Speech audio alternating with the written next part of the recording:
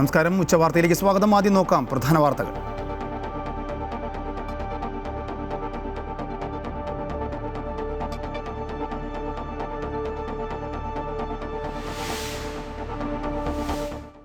പിന്നണി ഗായിക ആശാ ഭോസ്ലെ വിടവാങ്ങി. അന്ത്യം. 92-ാം വയസ്സിൽ ഹൃദയാഘാതത്തെ തുടർന്ന് മുംബൈയിലെ ബ്രീച്ച് കാൻഡി ആശുപത്രിയിൽ. യുഗാന്ത്യമാകുന്നത് യുവതയെ ഉൾപ്പെടെ ത്രസിപ്പിച്ച ഭാവഗാനതാരയ്ക്ക്.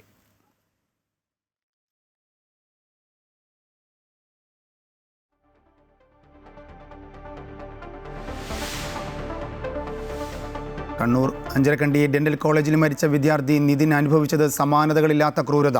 താൻ നേരിട്ട അധിക്ഷേപത്തെക്കുറിച്ച് നിതിൻ സഹപാഠികൾക്കയച്ച ശബ്ദ സന്ദേശം പുറത്ത്.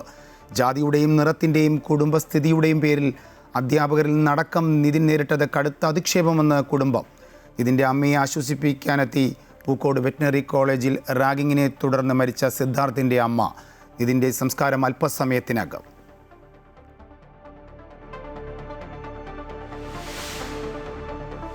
തെരഞ്ഞെടുപ്പിലെ ജയസാധ്യതാ അവലോകനത്തിലേക്ക് കടന്ന ഇടതുമുന്നണി CPM സംസ്ഥാന സെക്രട്ടേറിയറ്റ് ചേരുന്നു. 80-ലധികം സീറ്റുകൾ നേടി ഭരണ തുടർച്ചയെന്ന് വിലയിരുത്തി CPM നേതൃത്വം. കുട്ടനാട്ടിൽ വോട്ടിന് നോട്ട് ആരോപണം. UDF സ്ഥാനാർത്ഥിക്കെതിരെ ദൃശ്യങ്ങൾ സഹിതം പരാതി നൽകി CPM ഏരിയ കമ്മിറ്റിയും ഇടതു സ്ഥാനാർത്ഥിയും.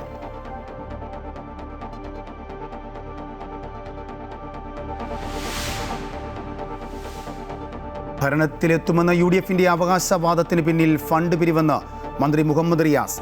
ഏപ്രിൽ 10 മുതൽ UDF പെരുമാറുന്നത് ഭരണപക്ഷത്തെ പോലെ. കഴിഞ്ഞ 10 വർഷം LDF ഫണ്ട് ശേഖരിച്ചതിനേക്കാൾ കൂടുതൽ ഏപ്രിൽ 10 മുതൽ മെയ് 4 വരെ UDF ശേഖരിക്കുമെന്നും മുഹമ്മദ് റിയാസ്. മുഖ്യമന്ത്രിയായിരുന്നതിൽ പ്രാദേശിക നേതാക്കൾ അഭിപ്രായം പറയുന്നത് ഉചിതമല്ലെന്ന് കെ ബാബു.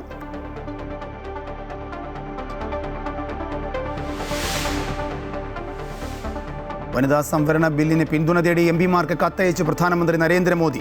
സ്ത്രീകൾ നയിക്കുമ്പോൾ സമൂഹം കൂടുതൽ ശക്തിയോടെ മുന്നേറുമെന്ന് പ്രധാനമന്ത്രി. വനിതാ സംവരണ ബിൽ ധൃതി പിടിച്ച് പാസാക്കുന്നതിൽ രാഷ്ട്രീയ ലക്ഷ്യമെന്ന് കോൺഗ്രസ് അധ്യക്ഷൻ മല്ലികാർജ്ജുന ഖാർഗെ. അടിയന്തരമായി സർവകക്ഷി യോഗം വിളിക്കണമെന്നും ആവശ്യം.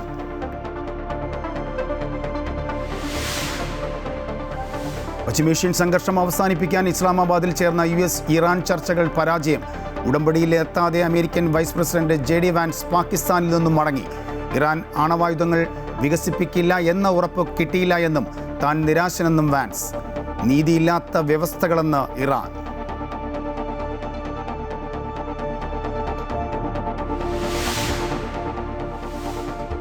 കുംഭമേള താരത്തിന്റെ വിവാഹത്തിൽ വീഴ്ചയില്ല എന്ന് പോലീസ്. റിപ്പോർട്ട് DGPക്ക് കൈമാറി. ഹാജരാക്കി യഥാർത്ഥമെന്ന് പരിശോധിച്ച് ഉറപ്പാക്കിയെന്ന് പോലീസ്. മാതാപിതാക്കളുടെ മൊഴിയെടുത്ത് മധ്യപ്രദേശ് പോലീസ്. റിപ്പോർട്ട് ദേശീയ പട്ടികവർഗ കമ്മീഷൻ. പിന്നണി ഗായിക ആശാ ഭോസ്ലെ വിടവാങ്ങിയ. അന്ത്യം. 92-ാം വയസ്സിൽ ഹൃദയാഘാതത്തെ തുടർന്ന് മുംബൈയിലെ ബ്രീച്ച് കാൻഡി ആശുപത്രിയിലായിരുന്നു അന്ത്യം. യുവതയെ ഉൾപ്പെടെ ത്രസിപ്പിച്ച ഭാവഗാനധാരയ്ക്കാണ് യുഗാന്ത്യമാകുന്നത്. വിവിധ ഭാഷകളിലായി 12,000-ലധികം ഗാനങ്ങൾ പാടിയിട്ടുണ്ട് ആശ. രാജ്യം പത്മവിഭൂഷൺ, ദാദാ ഫാൽക്കെ അവാർഡുകൾ നൽകി ആദരിച്ചു. കൂടുതൽ വിവരങ്ങളുമായി ജിഷ്ണു കൃഷ്ണൻ ഡൽഹിയിൽ നിന്നും ചേരുന്നുണ്ട്.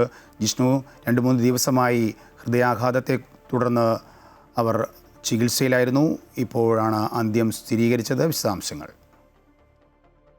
രാജേഷ്, വിവിധ ഭാഷകളിലായി 12,000-ലധികം ഗാനങ്ങളിലൂടെ പ്രേക്ഷക ഹൃദയങ്ങളിൽ ഇടം നേടിയിട്ടുള്ള പ്രശസ്ത ഗായിക ആശാ ഭോസ്ലെയാണ് വിടവാങ്ങിയത്. 92 വയസ്സായിരുന്നു.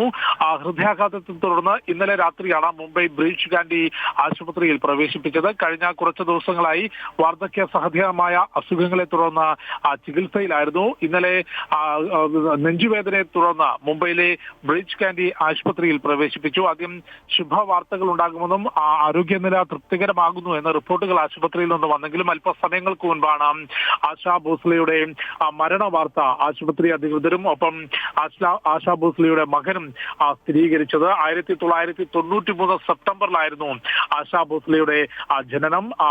40കളുടെ അവസാനത്തോടു കൂടിയാണ് സിനിമാ മേഖലയിലേക്ക് എത്തുന്നത്. 50-60 കാലഘട്ടങ്ങളിൽ സിനിമാ മേഖലയിൽ, പിന്നണി ഗാനമേഖലയിൽ വലിയ നേട്ടങ്ങൾ കൈവരിക്കാൻ ആശാ ഭോസ്ലെക്ക് സാധിച്ചു. ഹിന്ദി, തെലുങ്ക്, തെലുങ്ക്, തമിഴ്, മലയാളം, ബംഗാളി തുടങ്ങി വിവിധ ഭാഷകളിലായിട്ടാണ് 12,000-ലധികം ഗാനങ്ങൾക്ക് ആശാ ഭോസ്ലെ ശബ്ദം നൽകിയിട്ടുള്ളത്. ആ ഗാനങ്ങളിലൂടെ പ്രേക്ഷക ഹൃദയങ്ങളിൽ ഇടം നേടാൻ 12,000-ലധികം ഗാനങ്ങളിലൂടെയാണ് പ്രേക്ഷക ഹൃദയങ്ങളിൽ ഇടം നേടാൻ ആശാ ഭോസ്ലെക്ക് സാധിച്ചത്. ഗിന്നസ് റെക്കോർഡിൽ ഇടം നേടിയിട്ടുണ്ട്. കൂടാതെ ഇന്ത്യ 2000-ൽ ദാദാ സാഹേബ് ഫാൽക്കെ അവാർഡും 2008-ൽ പത്മവിഭൂഷൺ അവാർഡും നൽകിക്കൊണ്ട് ആദരിച്ച കലാകാരി കൂടിയാണ് ആശാ ഭോസ്ലെ. അവരുടെ വളരെ ഐതിഹാസികമായിട്ടുള്ള കലാജീവിതത്തിനും വ്യക്തി ജീവിതത്തിനുമാണ് ഇപ്പോൾ അന്ത്യമാകുന്നത്. മുംബൈ ആശുപത്രിയിൽ ഇന്ന് അല്പസമയങ്ങൾക്ക് മുൻപാണ് ആശാ ഭോസ്ലെയുടെ മരണം ഇപ്പോൾ സ്ഥിരീകരിച്ചിട്ടുള്ളത്.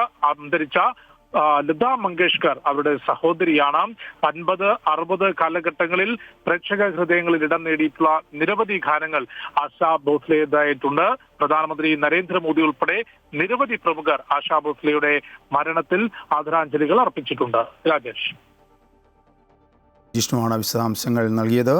ദശാബ്ദങ്ങൾ നീണ്ടുനിന്ന ആശാ ഭോസ്ലെയുടെ സംഗീത ജീവിതം വൈവിധ്യങ്ങൾ നിറഞ്ഞതായിരുന്നു. OP നയ്യാറുമായുള്ള കൂട്ടുകെട്ടിൽ പിറന്ന ആവോ ഹുസൂർ തുംപോ, RD ബർമോനോടൊപ്പമുള്ള ചുരാലിയ ഹേ തുടങ്ങിയ ഗാനങ്ങൾ ഇന്നും സംഗീത പ്രേമികൾക്കിടയിൽ സുപരിചിതമാണ്. ഗായകൻ സുദീപ് നമ്മോടൊപ്പം ചേരുന്നുണ്ട്. ശ്രീ സുദീപ്, നമുക്കറിയാം ഇന്ത്യയിലെ ഏറ്റവും മികച്ച ഗായികമാരിൽ ഒരാളാണ് ആശാ ഭോസ്ലെ. 80 കാലഘട്ടങ്ങളിലൊക്കെയുള്ള അന്നത്തെ യുവതലമുറയെ ഹരം കൊള്ളിച്ച് നിരവധി പാട്ടുകൾ ഇറങ്ങിയിരുന്ന ഒരു കാലഘട്ടം. ഒരുപക്ഷേ ആ കാലത്ത് ജീവിച്ചിരുന്നവർ പോലും ഒരിക്കലും മറക്കില്ല ആ ഗാനങ്ങളും ആ ശബ്ദവും. എങ്ങനെ അനുസ്മരിക്കുന്നു ഈ സമയത്ത്? തീർച്ചയായും ആശാജിയുടെ ഒരു സ്ഥാനം എന്ന് പറയുന്നത് ഇന്ത്യൻ ചലച്ചിത്ര സംഗീത രംഗത്ത് നമുക്ക് അതിന് പകരം വെക്കാൻ ഒരാളില്ല, അങ്ങനെ ഒരു ശബ്ദമില്ല. ആശാജി എന്ന് പറയുന്നത് നമ്മളെല്ലാവരും ഹിന്ദി പാട്ടുകളുടെ കുട്ടിക്കാലത്ത്, എന്നെ സംബന്ധിച്ച് പറയാനാണെങ്കിൽ കുട്ടിക്കാലത്ത് ആദ്യമായിട്ട് തിരിച്ചറിഞ്ഞിട്ടുള്ള ഹിന്ദി പാട്ടുകളിലൂടെ തിരിച്ചറിഞ്ഞിട്ടുള്ള 2 ശബ്ദങ്ങളിലൊന്ന് ആശാജിയുടെയാണ്. ലതാജി, ആശാജി. ഈ 2 സഹോദരിമാരിൽ ആരാണ് മികച്ചതെന്നുള്ളത് പോലും സംഗീതാസ്വാദകരുടെ ഇടയിൽ തർക്കമുണ്ട്. കാര്യം ലതാജി ഒരു നമുക്ക് പറഞ്ഞറിയിക്കാൻ പറ്റാത്ത ഔന്നത്യങ്ങളിൽ നിൽക്കുമ്പോൾ പോലും അവരുടെ ഒരു സഹോദരി എന്നുള്ള രീതിയിലല്ല ഒരിക്കലും ആശാ ഭോസ്ലേക്ക് ഈ അവസരങ്ങൾ കിട്ടിയിട്ടുള്ളത്. ആശാജി അവരുടെ തനത് ശബ്ദവും അവരുടെ ആലാപന ശൈലിയും കൊണ്ട് തന്നെയാണ് ഇന്ത്യൻ സിനിമാ രംഗത്ത് ഇത്രയും വലിയ ഒരു പൊസിഷനിൽ എത്തിച്ചേർന്നത്. പിന്നെ മാത്രമല്ല അവർ ഈ അടുത്ത കാലം വരെയും സജീവമായിരുന്നു. അത് ഈ പ്രായമൊന്നും ഒരു വിധത്തിലും അവരെ ബാധിച്ചിട്ടില്ല. ശബ്ദത്തിൽ സ്വാഭാവികമായി ഉണ്ടാകുന്ന ചേഞ്ചസ് അല്ലാതെ മറ്റുള്ള ആലാപനത്തിലുള്ള അവരുടെ ശ്രദ്ധയിലും അവർക്ക് അതിനോടുള്ള താല്പര്യത്തിലും ഒന്നും ഒരു കുറവും വന്നിട്ടില്ല. എല്ലാ കാലത്തും വളരെ പാഷനേറ്റ് ആയിട്ടുള്ള ഒരു മ്യൂസീഷ്യൻ ആയിരുന്നു. അതുകൊണ്ട് തന്നെയാണ് ഇന്ത്യയിൽ മറ്റു ഗായികമാർക്ക് ആർക്കും എത്തിപ്പിടിക്കാൻ പറ്റാത്ത അത്രയും നേട്ടങ്ങൾ ഏത് രീതിയിലാണെങ്കിലും ഇന്റർനാഷണൽ തലത്തിൽ നോക്കുമ്പോഴും ലോക സംഗീത രംഗത്ത് നോക്കുമ്പോഴും ആശാജി എന്നുള്ളത് വലിയ ഒരു ഐക്കണായിട്ട് നമുക്ക് ഇന്ത്യക്ക് ഉയർത്തി കാണിക്കാൻ പറ്റുന്ന രീതിയിൽ നിന്നോ ഇത്രയും വർഷമായിട്ട് നിലനിന്നിരുന്നത് അതുകൊണ്ട് തന്നെയാണ്. മലയാളത്തിൽ ഇപ്പോ നമ്മുടെ മലയാള സിനിമാ സംഗീത രംഗത്ത് പോലും ആശാജിയുടെ സാന്നിധ്യം ഉണ്ടായിട്ടുണ്ട്. ഈ 2 ഗായികമാരും ലതാജിയും ആശാജിയും ഓരോ പാട്ടുകളുടെ പേരിലാണ് മലയാളികൾ ഓർക്കുന്നതെങ്കിലും പക്ഷെ നമ്മൾ മലയാളികൾക്ക് ഒരു പ്രത്യേകതയുള്ളത് നമ്മളിപ്പോ നമ്മുടെ ഭാഷയിലെ പാട്ടുകൾ മാത്രമല്ലല്ലോ നമ്മൾ കേൾക്കുന്നത്. അപ്പോ ഹിന്ദിയിലും അതുപോലെ തമിഴിൽ പാടിയ ആശാജിയുടെ പാട്ടുകളൊക്കെ എൻ്റെ പ്ലേലിസ്റ്റിലുള്ള പാട്ടുകളുണ്ട്. ഇളയരാജ സാറിന് വേണ്ടിയിട്ട് അവർ പാടിയിട്ടുണ്ട്. അതുപോലെ എല്ലാ സൗത്ത് ഇന്ത്യൻ ഭാഷകളിലെല്ലാം പാടിയിട്ടുണ്ട്. പക്ഷെ മേജർ കോൺട്രിബ്യൂഷൻ എപ്പോഴും ഹിന്ദി സിനിമാ രംഗത്ത് തന്നെയാണ്. അതിലെ പല പാട്ടുകളും പ്രത്യേകിച്ച് പെപ്പി സോങ്സ് ഒക്കെ അത് എല്ലാ തരത്തിലുള്ള പാട്ടുകളും പാടിയിട്ടുണ്ട്. വളരെ ടഫായിട്ടുള്ള, ഇവരെല്ലാം വളരെ കുട്ടിക്കാലം മുതൽ ക്ലാസിക്കലി ട്രെയിൻഡ് ആയതുകൊണ്ട് അത്തരം പാട്ടുകൾ പാടാനുള്ള വൈഭവത്തോടൊപ്പം തന്നെ സിനിമാ സംഗീതത്തിനനുസരിച്ച് ഒരു പ്ലേ ബാക്ക് സിംഗർ എന്നുള്ള രീതിയിൽ വെർസറ്റൈൽ ആയിട്ടുള്ള ഒരു പ്രാവീണ്യം അവർ കാണിച്ചിട്ടുണ്ട്. എല്ലാത്തരം പാട്ടുകളും അതിൻ്റെതായ അർത്ഥത്തിൽ ഏറ്റവും എല്ലാ കാലവും നിലനിൽക്കുന്ന രീതിയിൽ തന്നെ അവർ ആലപിച്ചിട്ടുണ്ട്. അതുകൊണ്ട് തന്നെ നമുക്ക് എന്നും ഇന്ത്യൻ സിനിമാ സംഗീത രംഗത്തിന് വലിയൊരു നഷ്ടമായിരിക്കും ആശാജിയുടെ വിയോഗം എന്ന് പറയുന്നത്. ശ്രീ സുദീപ്, വേറിട്ട ശബ്ദ മാധുര്യമാണ് ആശാജിക്ക്. മാത്രമല്ല പാടുന്നതിൻ്റെ ശൈലി, ഇത് ഏറ്റവും കൂടുതൽ സ്വാധീനിച്ചിട്ടുള്ളത്, ആരാധകരെ സ്വാധീനിച്ചിട്ടുള്ളത് ഏത് ശൈലിയായിരിക്കാം? സ്വാഭാവികമായും ആ ശബ്ദത്തെക്കുറിച്ചാണ് ഏവർക്കും, അല്ലെങ്കിൽ താങ്കളെപ്പോലെയുള്ള ഗായകർക്ക് എടുത്തു പറയാനുള്ളത്. ശബ്ദത്തിന്റെ പ്രത്യേകത എന്ന് പറയുന്നത് അത് നമ്മളുടെ ഹൃദയത്തിലേക്ക് നേരിട്ട് പതിക്കുന്ന ശബ്ദം എന്ന് തന്നെയാണ്. ഇപ്പോ നമ്മുടെ സൗത്ത് ഇന്ത്യൻ ഗായകരിൽ തന്നെ പല ആളുകളും ആശാജിയുടെ ശൈലികൾ പിന്തുടർന്ന് പാടുന്നവരാണ്. എനിക്ക് തോന്നുന്നു നമ്മുടെ മലയാള സിനിമാ സംഗീതം നോക്കുകയാണെങ്കിൽ ഏറ്റവും കൂടുതൽ ആശാജിയെ ഫോളോ ചെയ്തിട്ടുള്ള ഒരു ഗായിക സുജാത ചേച്ചിയാണ്. സുജാത ചേച്ചിയുടെ കാതൽ പിശാസ് എന്നൊക്കെയുള്ള പാട്ട് പാടുമ്പോൾ ചേച്ചി തന്നെ പലപ്പോഴും പറഞ്ഞു ഞാൻ കേട്ടിട്ടുണ്ട്. ആശാജിയുടെ ഒരു ആലാപന ശൈലി മനസ്സിൽ വെച്ചിട്ടാണ് അത്തരം പാട്ടുകൾ പാടിയിട്ടുള്ളത്. ഇപ്പോൾ ആശാജി പാടിയിട്ടുള്ള പാട്ടുകളുടെ നമുക്കിപ്പോൾ കണക്കെടുക്കാൻ നോക്കിക്കഴിഞ്ഞാൽ അതൊരു വലിയ ലിസ്റ്റാണ്. അതിൽ ആ ലിസ്റ്റ് നമ്മൾ പരിശോധിക്കുമ്പോൾ തന്നെ അറിയാൻ പറ്റും അവരുടെ വെർസറ്റാലിറ്റി. അതിൽ ചിലത് ക്ലാസിക്കലാണ്, ചിലത് വളരെ റൊമാൻറ്റിക് ആണ്, ചിലത് വളരെ ഇപ്പം AR റഹ്മാൻ സാറിന്റെ ഹിന്ദി പ്രവേശം തന്നെ ആദ്യത്തെ ഗാനം ആശാജിയുടെ ശബ്ദത്തിലായിരുന്നല്ലോ, രംഗീലയിലെ പാട്ട്. അല്ലെങ്കിൽ അതിനുശേഷവും പലരുമായിട്ടും എല്ലാ ഗായകരുമായിട്ടും ഇന്ത്യയിലെ എല്ലാ പ്രമുഖരായ ഗായകരോടൊപ്പം അവർ ഡ്യുവറ്റ്സ് പാടിയിട്ടുണ്ട്. ഇപ്പോൾ ഈ റഫി സാബിന്റെ ഒപ്പം പാടിയിട്ടുള്ള പാട്ടുകൾ, ഇപ്പോ നമുക്ക് എല്ലാവർക്കും അറിയാവുന്ന ദീവാന ഹുവാ ബാദൽ പോലെയുള്ള റഫി സാബിന്റെ പാട്ടുകൾ, അല്ലെങ്കിൽ കിഷോർ ദായോടൊപ്പം പാടിയിട്ടുള്ള പാട്ടുകൾ, നമ്മുടെ യേശുദാസ് സാറിനോടൊപ്പം പാടിയിട്ടുണ്ട്, ഡ്യുവറ്റ്സ് പാടിയിട്ടുണ്ട്. പുതിയ തലമുറയിൽപ്പെട്ട ഗായകരോടൊപ്പം വരെ ഉദിത് നാരായൺ സാറിന്റെ കൂടെ, പുതിയ തലമുറയല്ല അദ്ദേഹം, അത്ര പുതിയ തലമുറ എന്ന് പറയാൻ വയ്യ, എങ്കിലും ഇന്ത്യൻ സിനിമാ രംഗത്ത് ഇപ്പോഴും നിലനിൽക്കുന്ന എല്ലാ ഗായകരോടൊപ്പം അവർ പാട്ടുകൾ പാടി നമ്മളെ സന്തോഷിപ്പിച്ചിട്ടുണ്ട്. അത് എല്ലാ ഭാഷകളിലുണ്ട്. അപ്പൊ ആ ഒരു ലിസ്റ്റ് പരിശോധിക്കുമ്പോൾ നമ്മൾ പലപ്പോഴും ഞെട്ടും, എങ്ങനെയാണ് ഇത്രയും വ്യത്യസ്തമായ പാട്ടുകൾ ഒരു ഗായികയ്ക്ക് പാടാൻ സാധിക്കുക എന്നുള്ളത്.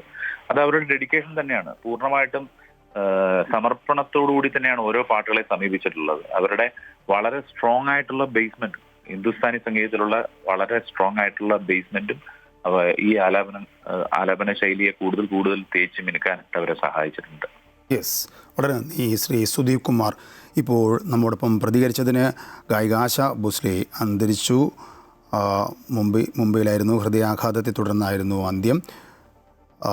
ദശാബ്ദങ്ങൾ നീണ്ടുനിന്ന ആശാ ഭോസ്ലെയുടെ സംഗീത ജീവിതം പലതരത്തിലുള്ള വൈവിധ്യമാർന്ന മേഖലകളിലൂടെയായിരുന്നു എന്ന് തന്നെയാണ് ഗാനരംഗത്ത് നിന്നുള്ളവർ അതിനെ നിരീക്ഷിക്കുന്നത്. OP നയ്യാറുമായുള്ള കൂട്ടുകെട്ടിൽ പിറന്ന ആവോ ഹുസൂർ തുംഗോ, RD ബർമൻ, അതോടൊപ്പം തന്നെ AR റഹ്മാൻ തുടങ്ങിയ നിരവധി സംഗീതജ്ഞരുമായി ആശാ ഭോസ്ലെ പ്രവർത്തിച്ചിരുന്നു. നിരവധി ഹിറ്റ് ഗാനങ്ങൾ സമ്മാനിച്ചു. വേറിട്ട ശബ്ദത്തിൻ്റെ ഉടമ കൂടിയായിരുന്നു ആശാ ഭോസ്ലെ. മറ്റു വാർത്തയിലേക്ക്. കണ്ണൂർ അഞ്ചരക്കണ്ടി ഡെൻ്റൽ കോളേജിൽ മരിച്ച വിദ്യാർത്ഥി നിതിൻ അനുഭവിച്ചത് സമാനതകളില്ലാത്ത ക്രൂരത. താൻ നേരിട്ട അധിക്ഷേപത്തെ കുറിച്ച് നിതിൻ സഹപാഠികൾക്ക് അയച്ച ശബ്ദ സന്ദേശം പുറത്ത്. ജാതിയുടെയും നിറത്തിൻ്റെയും കുടുംബസ്ഥിതിയുടെയും പേരിൽ അധ്യാപകരിൽ നിന്നടക്കം നിതിൻ നേരിട്ടത് കടുത്ത അധിക്ഷേപമെന്ന് കുടുംബം ആരോപിക്കുന്നു. നിതിൻ്റെ അമ്മയെ ആശ്വസിപ്പിക്കാനെത്തി പൂക്കോട് വെറ്റിനറി കോളേജിൽ റാഗിങ്ങിനെ തുടർന്ന് മരിച്ച സിദ്ധാർത്ഥിൻ്റെ അമ്മ. നിതിൻ്റെ സംസ്കാരം അല്പസമയത്തിനകം നടക്കും. നമ്മുടെ ശിക്ഷ ഇത്രയും കുറയുന്ന കാലത്തുമ്പോൾ ഇവിടെ ഒന്നും നടക്കാൻ പോകുന്നില്ല. നമ്മുടെ പൂക്കോട്ടിലുള്ള DNA അസിസ്റ്റന്റ് പറഞ്ഞത് തിരികെ എടുത്തില്ലേ, അതുപോലെ ഇതൊരു പുകമറയാ ഈ ഒരു സസ്പെൻഷൻ എന്ന് പറയുന്നത്. ഒരു പേടിയില്ലല്ലോ, അവർക്ക് തിരികെ കയറാം, ഇതേ സാലറി കട്ടാവില്ല, കുട്ടികൾക്ക് തിരികെ പഠിക്കാനുള്ള അവസരം ഉണ്ടായിട്ടുണ്ട്. പിന്നെ നമ്മുടെ ഇടപെടൽ കൊണ്ട് മാത്രം, പിന്നെ ബഹുമാനപ്പെട്ട ഗവർണർ അദ്ദേഹം ഇടപെട്ടത് കൊണ്ട് മാത്രമേ ഇപ്പോൾ ആ കുട്ടികൾ പുറത്ത് നിൽക്കുന്നത്. 2 വർഷം കൊണ്ട് നമ്മൾ എന്ത് പ്രാർത്ഥിച്ചു അത് വീണ്ടും നടന്നുകൊണ്ടിരിക്കുന്നു. അതിലാ സങ്കടം. നമ്മുടെ മോൻ പോയാൽ അതിനെന്തെങ്കിലും ഒരർത്ഥമുണ്ടാവണമെങ്കിൽ ഇതിനി ഒന്നും നടന്നുകൂടാ. അത് വീണ്ടും നടക്കുന്നു എന്ന് അറിയുമ്പോൾ ഇത്രയ്ക്കും ശിക്ഷ ഇളവുകൾ കൊടുക്കുന്നത് കൊണ്ടാണ്. പേടിയില്ല, ആർക്കും പേടിയില്ല. പൂക്കോട് വെറ്റിനറി കോളേജിൽ റാഗിങ്ങിനെ തുടർന്ന് മരിച്ച സിദ്ധാർത്ഥിൻ്റെ അമ്മയുടെ പ്രതികരണമാണ് ഇപ്പോൾ കണ്ടത്. അല്പസമയത്തിനകം സംസ്കാരം നടക്കും. കൂടുതൽ വിവരങ്ങളുമായി എബിൻ തോമസ് ചേരുന്നുണ്ട്. എബിൻ, ഒരു നാടിനെ ആകെ അല്ലെങ്കിൽ കേരളക്കരയാകെ കണ്ണീരിലാഴ്ത്തുന്ന ഒരു സംഭവമാണ്. ഒന്നിലേറെ സംഭവങ്ങൾ നമ്മുടെ മുമ്പിൽ സാക്ഷികളുമാണ്. അതിൻ്റെ ദൃക്സാക്ഷ്യമാണ് നമ്മളിപ്പോൾ കണ്ടത്. സിദ്ധാർത്ഥിൻ്റെ അമ്മ തന്നെ അവിടെ നേരിട്ടെത്തി ഇതിൻ്റെ അമ്മയെ ആശ്വസിപ്പിക്കാൻ എത്തിയിരിക്കുന്നു. അതിൻ്റെ പ്രതികരണം നമ്മൾ കണ്ടു കഴിഞ്ഞിരിക്കുന്നു. എങ്ങനെയാണ് നാടും കൂട്ടുകാരും സഹപ്രവർത്തകരും ഈ നിതിൻ്റെ വിയോഗത്തെ ഓർമ്മിക്കുന്നത്? മാത്രമല്ല, സംസ്കാര ചടങ്ങുകൾ എങ്ങനെയായിരിക്കും? രാജേഷ്, ഈ ഒരു സംഭവം അത് കേരളത്തെ ആകെ അപമാന ഭാരത്താൽ തലകുനിക്കുന്ന ഒരു അവസ്ഥയിലേക്ക് എത്തിയിരിക്കുന്നുവെന്നാണ് അല്പസമയം പ്രതിപക്ഷ നേതാവ് ഉൾപ്പെടെ അദ്ദേഹത്തിന് പ്രതികരണമായി നൽകിയത് എന്നുള്ളതാണ്.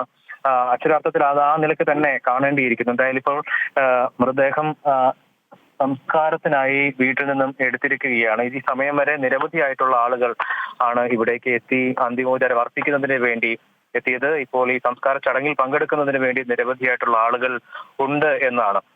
ഈ സംഭവവുമായി ബന്ധപ്പെട്ട് വലിയ രീതിയിൽ ഉള്ള പ്രതിഷേധങ്ങൾ ഈ കോളേജിനെതിരെ തന്നെ ഇപ്പോൾ ഉയർന്നു വരുന്ന ഒരു സാഹചര്യമുണ്ട്. ഇത് ആദ്യത്തെ ഒരു സംഭവമല്ല ഈ കോളേജുമായി ബന്ധപ്പെട്ട് എന്നുള്ളതാണ് ഇപ്പോൾ നമുക്ക് മനസ്സിലാക്കാൻ കഴിയുന്നത്. സമാനമായ രീതിയിലുള്ള നിരവധിയായിട്ടുള്ള അധിക്ഷേപങ്ങൾ അവിടെ പഠിച്ച പല വിദ്യാർത്ഥികൾക്കും പഠിക്കുന്ന പല വിദ്യാർത്ഥികൾക്കും നേരിടേണ്ടി വന്നിട്ടുണ്ട്.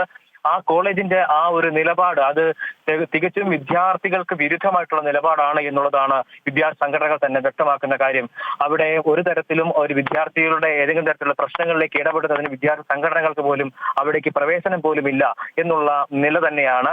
ഇതിനു മുമ്പും ഇത്തരത്തിൽ പെൺകുട്ടികളടക്കം ഇത്തരത്തിൽ അധിക്ഷേപങ്ങൾക്ക് ഈ അധ്യാപകന്റെ ഉൾപ്പെടെ അധിക്ഷേപങ്ങൾക്ക് ഇരയായിട്ടുണ്ട് എന്നുള്ളതാണ്.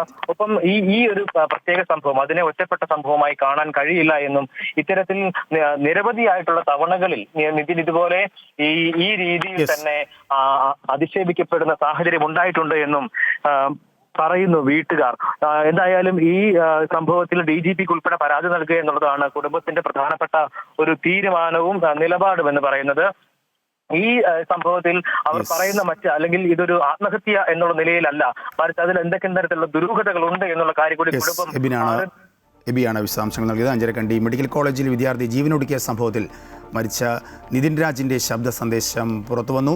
ശബ്ദ സന്ദേശത്തിൽ അധ്യാപകൻ്റെ അധിക്ഷേപത്തെക്കുറിച്ച് പരാമർശമുണ്ട്. താൻ വിഡ്ഢിയാണെന്ന് അധ്യാപകൻ പറഞ്ഞു. സ്റ്റാഫ് റൂം തന്നെ കൂട്ടത്തോടെ ആക്രമിക്കുന്ന സ്ഥലമാണ്. ഇന്റേണൽ മാർക്ക് കുറച്ചത് കുടുംബത്തിന് സർപ്രൈസ് നൽകാനെന്നും അധ്യാപകൻ പറഞ്ഞതായി ശബ്ദ സന്ദേശത്തിലുണ്ട്.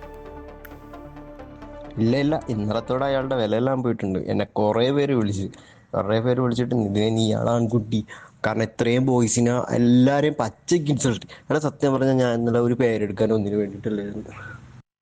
ഇന്നലെ ശരിക്കും നിങ്ങൾ തന്നെ കണ്ടില്ലേ, ഞാൻ അയാളുടെ ക്ലാസ്സും ശ്രദ്ധിച്ച് അയാൾ പറയുന്ന കാര്യങ്ങൾ നോക്കിക്കൊണ്ടിരിക്കുകയായിരുന്നു. എന്നെ വെറുതെ എണീച്ച് നിർത്തിയിട്ട്. നിയമസഭാ തെരഞ്ഞെടുപ്പിന്റെ ജയസാധ്യത വിലയിരുത്താൻ CPM സംസ്ഥാന സെക്രട്ടേറിയറ്റ് ചേരുന്നു. ഭരണ തുടർച്ച ഉണ്ടാകുമെന്നാണ് വിലയിരുത്തൽ. 80-ലധികം സീറ്റുകൾ കിട്ടുമെന്നാണ് നേതൃത്വം കണക്കുകൂട്ടുന്നത്. ജില്ലാ അടിസ്ഥാനത്തിൽ ലഭിച്ച കണക്കുകൾ സെക്രട്ടേറിയറ്റ് പരിശോധിക്കും. നിയമസഭാ തെരഞ്ഞെടുപ്പിന് ശേഷമുള്ള വോട്ട് കണക്കുകളും രാഷ്ട്രീയ സാഹചര്യവുമാണ് സംസ്ഥാന സെക്രട്ടേറിയറ്റ് വിലയിരുത്തുന്നത്. ജില്ലാ കമ്മിറ്റികൾ നൽകിയ റിപ്പോർട്ടുകളുടെ വിശദമായ അവലോകനമുണ്ടാകും.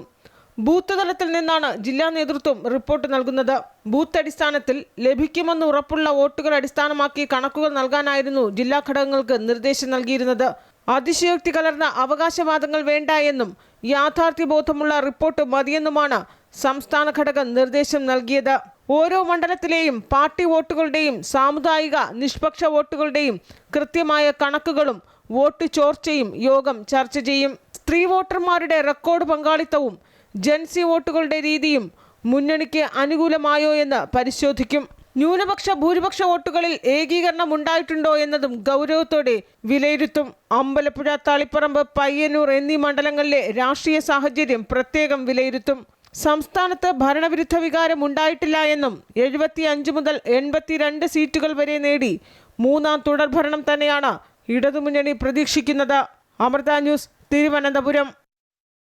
ഭരണത്തിലെത്തുമെന്ന UDFന്റെ അവകാശവാദത്തിന് പിന്നിൽ ഫണ്ട് പിരിവെന്ന് മന്ത്രി മുഹമ്മദ് റിയാസ്. കഴിഞ്ഞ 10 വർഷം LDF ഫണ്ട് ശേഖരിച്ചതിനേക്കാൾ കൂടുതൽ ഏപ്രിൽ 10 മുതൽ മെയ് 4 വരെ UDF ശേഖരിക്കും. ഏപ്രിൽ 10 മുതൽ ഭരണപക്ഷത്തെ പോലെയാണ് UDF പെരുമാറിക്കൊണ്ടിരിക്കുന്നത്.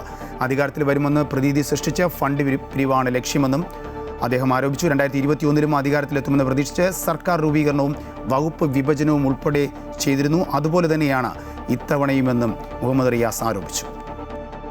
അങ്ങനെയൊന്നും ഒരു കൺസോൾട്ടേഷനും ഇല്ല. ഡെവലപ്മെൻ്റാണ് എല്ലാവരും ചർച്ച ചെയ്തത്. പിന്നെ പൊതു പൊളിറ്റിക്സ്, പിന്നെ കേരളത്തിൽ നേറ്റിവിറ്റി കാർഡ് കൊണ്ടുവന്നതും പൗരത്വ രജിസ്റ്റർ നടപ്പിലാക്കില്ല എന്ന് പറഞ്ഞ് വിജ്ഞാപനം ഇറക്കിയതൊക്കെ തന്നെ മതനിരപേക്ഷ മനസ്സുകളിൽ നല്ല മതിപ്പ് LDF സർക്കാരിന് അനുകൂലമായിട്ടുണ്ട്. തെരഞ്ഞെടുപ്പ് ട്രെൻഡ് UDFന് അനുകൂലമെന്ന് മുതിർന്ന കോൺഗ്രസ് നേതാവ് K. ബാബു. എറണാകുളം ജില്ല UDF തൂത്തുവാരും. മുഖ്യമന്ത്രി ആരെന്ന് പറയാൻ താൻ യോഗ്യനല്ല എന്നും അദ്ദേഹം പറഞ്ഞു. സീറ്റ് എത്ര കിട്ടുമെന്ന് എനിക്ക് അറിയാൻ പാടില്ല. പക്ഷെ എന്നാലും പൊതു ട്രെൻഡ് UDFന് അനുകൂലമായിട്ടാണ്. അല്ല, അദ്ദേഹത്തിനാണ് അത് അറിയാവൂ. കാരണം കേരളം മുഴുവൻ പര്യടനം നടത്തിയത് അദ്ദേഹമാണ്. കുട്ടനാട്ടിൽ വോട്ടിന് നോട്ടാരോപണം. UDF സ്ഥാനാർത്ഥിക്കെതിരെ പരാതി നൽകി CPM ഏരിയ കമ്മിറ്റിയും ഇടതു സ്ഥാനാർത്ഥിയും. LDF election committee chief election ഓഫീസർക്കാണ് പരാതി നൽകിയത്.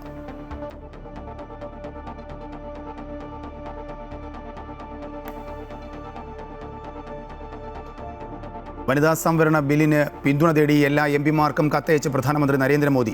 സ്ത്രീകൾ നയിക്കുമ്പോൾ സമൂഹം കൂടുതൽ ശക്തിയോടെ മുന്നേറുമെന്നും പ്രധാനമന്ത്രി കത്തിൽ ചൂണ്ടിക്കാട്ടി.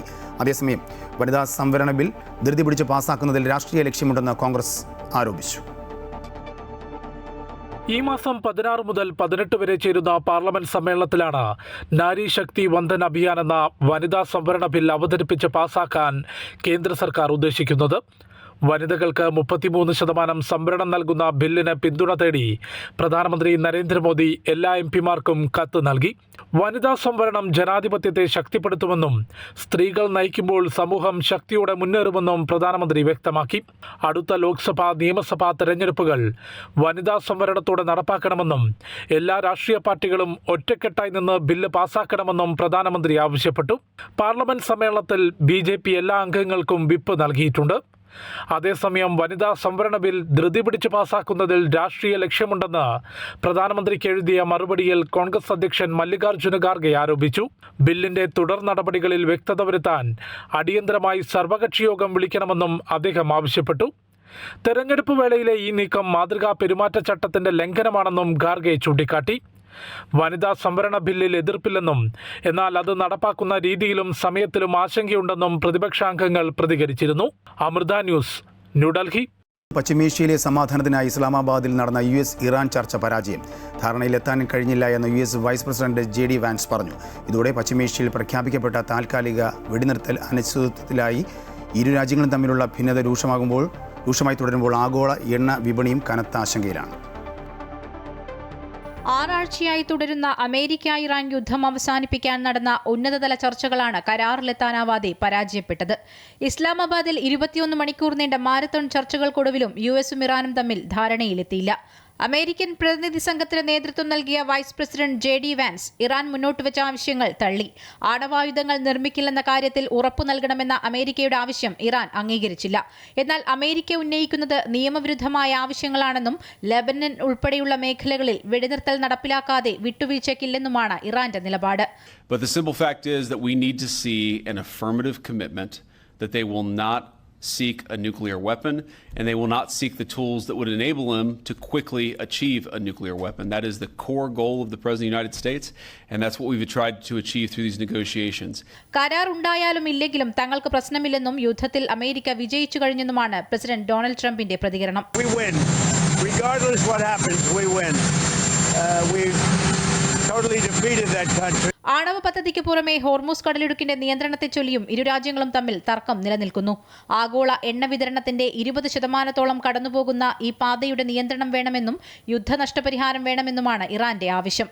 എന്നാൽ ഇവ അമിതമായ ആവശ്യങ്ങളാണെന്ന് അമേരിക്ക കുറ്റപ്പെടുത്തുന്നു. ചർച്ചകൾ പരാജയപ്പെട്ടെങ്കിലും നിലവിലെ 2 ആഴ്ചത്തെ വെടിനിർത്തൽ ഇരുപക്ഷവും പാലിക്കണമെന്ന് പാകിസ്ഥാൻ അഭ്യർത്ഥിച്ചു.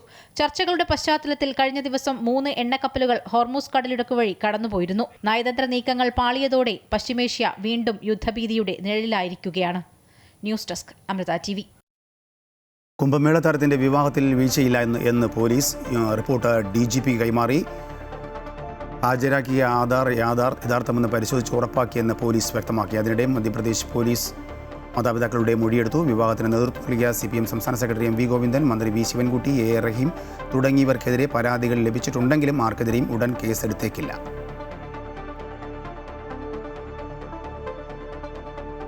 ഇതോടുകൂടി ഉച്ചവാർത്ത പൂർണ്ണമാകുന്നു. കൂടുതൽ വാർത്തയ്ക്കായി അമൃത ന്യൂസ് യൂട്യൂബ് കാണുക.